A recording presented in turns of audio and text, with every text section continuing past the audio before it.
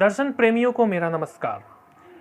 हम पूर्व मीमांसा दर्शन के हर्मेन्यूटिक्स की बात कर रहे थे।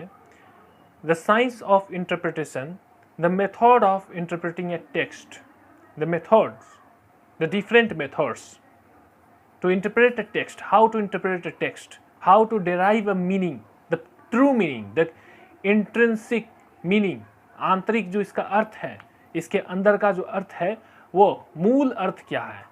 क्योंकि किसी भी टेक्स्ट के मल्टीपल मीनिंग्स डिराइव किए जा सकते हैं।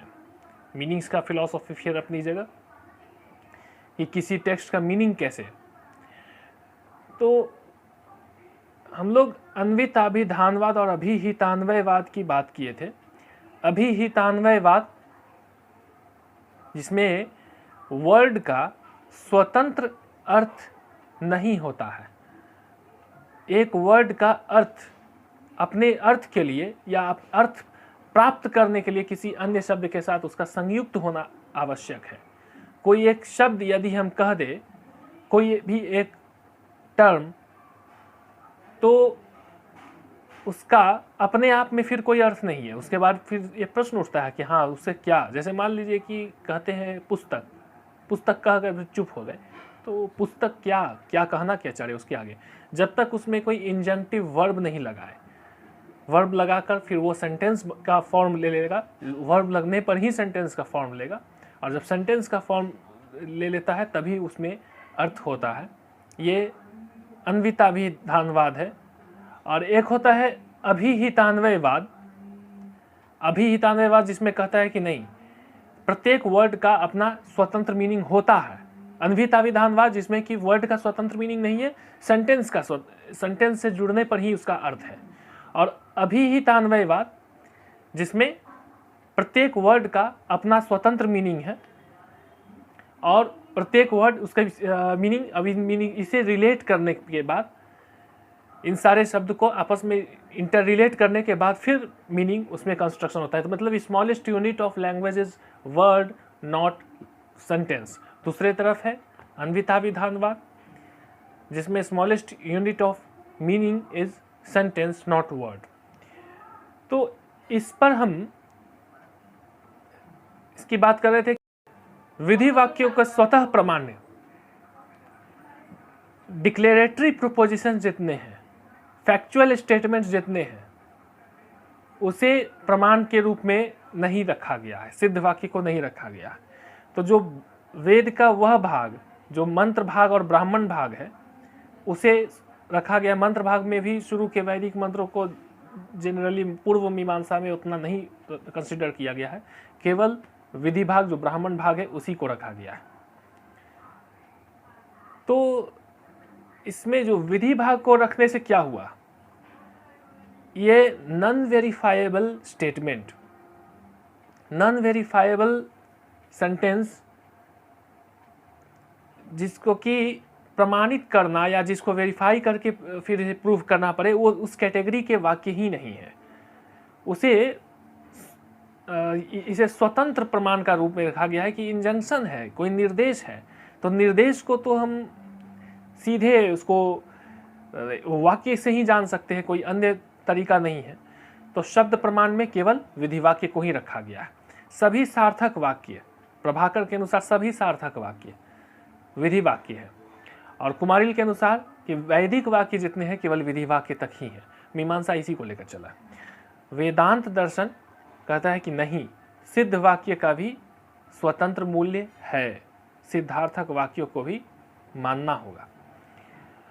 तो इसमें सिद्ध वाक्य का कैसे, तो उसके लिए उन सेंटेंसेस को रखा गया है जिसमें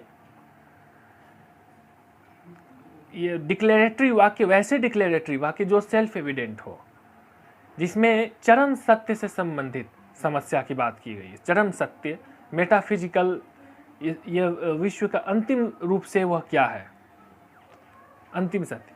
तो अब ये जो वेदांत दर्शन है, वेदांत दर्शन के सूत्रों को जब संकलन किया गया है ब्रह्मसूत्र में एक वाक्य आता है, उसमें तत्व समन्वयात, समन्वय, टेक्स्ट का समन्वय। पहला तो है था तो ब्रह्म जिज्ञासा, उसके बाद है इसमें जन्माद्य से यत फिर है शास्त्र योनित्वाद, उसके बाद तत्व समन्वयात, समन्वय। तो शास्त्र को समन्वय, शास्त्रों में जो वैदिक जितने भी शास्त्र है उनके कर्म मीमांसा और ज्ञान मीमांसा, इन दोनों भाग, कर्मकांड और ज्ञानकांड, इन सब का समन्वय करने के बाद जो इसकी अंतिम शिक्षा है उस पर ध्यान दिया गया है। अब ये कोई कम डिफ़िकल्ट कार्य तो था नहीं कि उस तत्व के बारे में, उस तत्व का प्रमाण मीमांसा की बात हो रही है, उस तत्व के बारे में बात हो रही है जिसके लिए एक तरफ कहते हैं कि अनुभूति गम्य है, दूसरे तरफ कहते हैं कि नहीं, अनुभव से परे भी है, उसे विषय रूप में जाना भी नहीं जा सकता है। एक तरफ अनुमान से उसे नहीं जानने का विषय है, लेकिन फिर दूसरी तरफ उसका तर्क का प्रयोग भी कर रहे हैं उसके लिए। एक तरफ कहते हैं कि शब्द की सीमा से परे भी है, दूसरे तरफ ये भी कहते हैं कि शब्द ही उसके लिए स्वतंत्र प्रमाण है, शब्द को ही स्वतंत्र प्रमाण रखा गया। तो ये इस तरह का जो परेशानी है, इसमें इसका महत्व वेदांत दर्शन का, इस पर अन्वेषण, इस पर चिंतन का, उसी में हम लोग को देखना होगा कि मीमांसा दर्शन इसी कारण उपनिषद वाक्यों को प्रमाण ही नहीं मान रहे थे। शंकर ने अपने बृहदारण्यक उपनिषद भाष्य में एक जगह इस पर चर्चा किया कि पूर्व मीमांसा किस पर इस तरह का आरोप आक्षेप लगाते हैं कि जैसे कि कोई प्रमा ही उत्पन्न नहीं करे, प्रमाकरणम प्रमाणम, तो प्रमा कॉग्निशन, तो कॉग्निशन वो जनरेट ही नहीं कर रहा है, तो कॉग्निशन जनरेट नहीं कर रहा है। वैसे वाक्य यदि कहे कि डिक्लेरेटरी वाक्य को थोड़ी देर के लिए कहे कि हाँ वो कॉग्निशन जनरेट भी करे, लेकिन उपनिषद के वाक्य जैसा कि मीमांसा दर्शन का कि यदि कोई अग्नि शीतल है, इस प्रकार कोई प्रमा उत्पन्न ही न करे, तब क्या करेंगे। तो इस पर शंकर यही कहते हैं कि आपका यह वाक्य कि अग्नि शीतल है, क्या अग्नि की शीतलता, ये इसमें कॉन्ट्राडिक्शन, इस वाक्य है ना, इसकी शीतलता को ये खंडन नहीं कर रही है क्या? खंडन तो कर रहा है, और यह वाक्य कि उपनिषद का प्रतिषेध कर रहा है, तो कर तो रहा है। तो उसी प्रकार उपनिषद के भी जो वाक्य है वह विश्व में नानात्व, मल्टीप्लिसिटी का खंडन या उसमें उसका प्रतिषेध करते हुए और उसमें अद्वैत का बोध कराती है, यह प्रमा उसमें उत्पन्न करती है। तो इस प्रकार यहाँ कहा जा रहा है कि वो नोन है। ब्रह्मसूत्र में पहला ही सूत्र जो है ये अथातो ब्रह्म जिज्ञासा, तो शंकर इस पर चर्चा की है कि क्या वो आत्म तत्व ज्ञात है या अज्ञात। तो कहते हैं कि ज्ञात है, निश्चित रूप से ज्ञात है।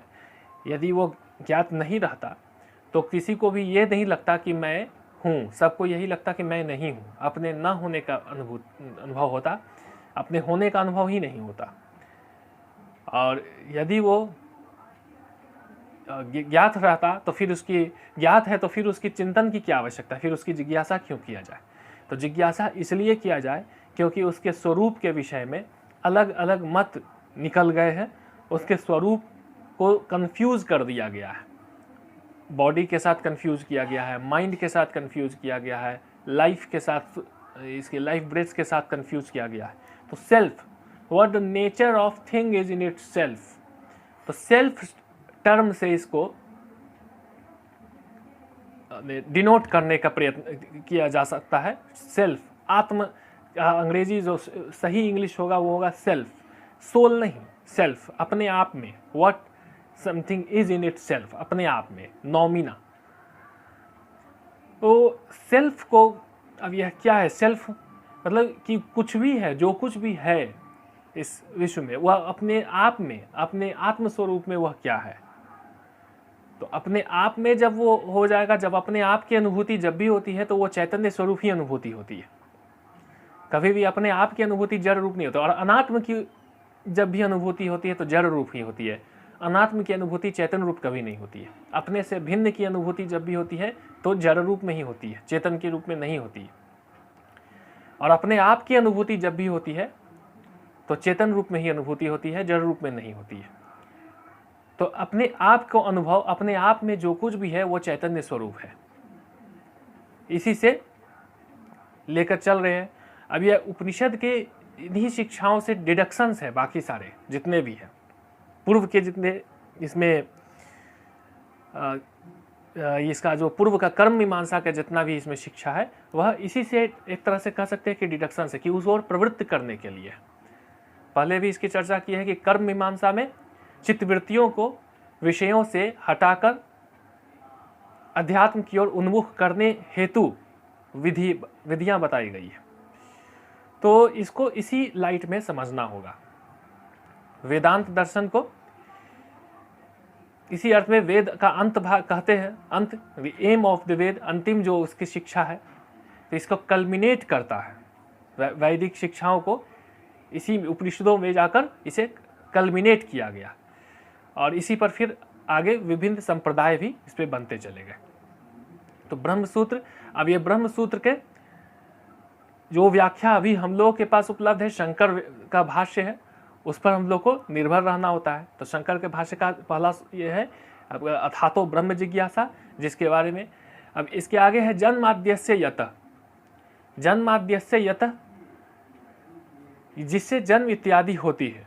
जन्म का अर्थ origin of the universe, origin of the world, इससे लगाया गया है।